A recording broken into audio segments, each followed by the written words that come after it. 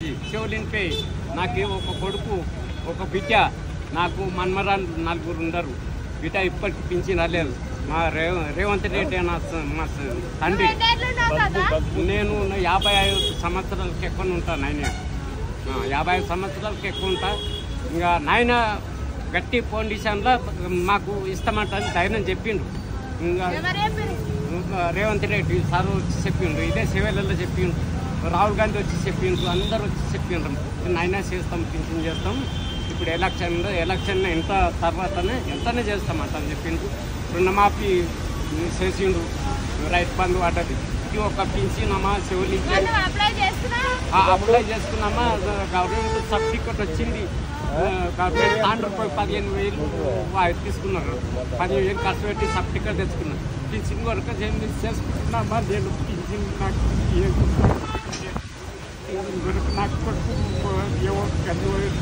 కూలి చేసుకుంటా బతుకుతా కూలి పని చేసుకుంటామని అన్నదమ్ములు నడమ ఇద్దరు నడమ భూమి పెయింటింగ్లో ఆ రైతు బంధు కూడా వస్తలేదు కస్టమర్లకు వచ్చినాయి కానీ నాకు వస్తలేదు కానీ అమ్మా అది భూమి పెయింటింగ్లో పడ్డదంట అది సరి చేసుకుంటే పడతాయంటాను సరి చేసుకుంటే కేసీఆర్ ఆల్ముడం వచ్చి చేస్తామంటానని చేయబాయ్ ఇంకా ఇల్లు వచ్చినాక ఇంతకింత నయం అనిపిస్తున్నామా ఇంకా నా తండ్రి రేవంత్ రెడ్డి తండ్రి నాకు పిలిచిన కాళ్ళకు మొక్కి ఇచ్చేస్తాను వడి గురించి నా మన భావన పెద్ద ఇసుకుంటున్నామా వాళ్ళు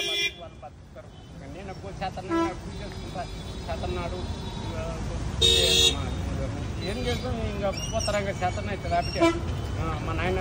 రాహుల్ గాంధీ రేవంత్ రెడ్డి నాకు పుణ్యం వచ్చుకోక పిచ్చిని ఎంత సరి చేస్తే బాగుంటుందమ్మా వాళ్ళకు రాహుల్ గాంధీకి మా రేవంత్ రెడ్డి నాయనకు ఇంతగా ధన్యవాదాలు నా పేరు అంతరం తాళ్ళంతరం సురక్షర మండలం తాళ్ళంతరం నా పేరు యాదయ్య బోయిని యాదయ్య అంటారు చూసారా ఒక సీఎం పూర్వం కేసీఆర్ గారు పరిపాలించినప్పుడు తనకు పింఛన్ రాలేదు నేను 55 సంవత్సరాల పైబడి ఉన్నా నాకు కొడుకులు కోడళ్ళు ఎవరు ఇప్పుడు సీఎం రేవంత్ రెడ్డి గారు వచ్చినాకనైనా నాకు ఇప్పటికైనా పింఛన్ ఇస్తారని వాళ్ళు భావిస్తున్నారు థ్యాంక్ యూ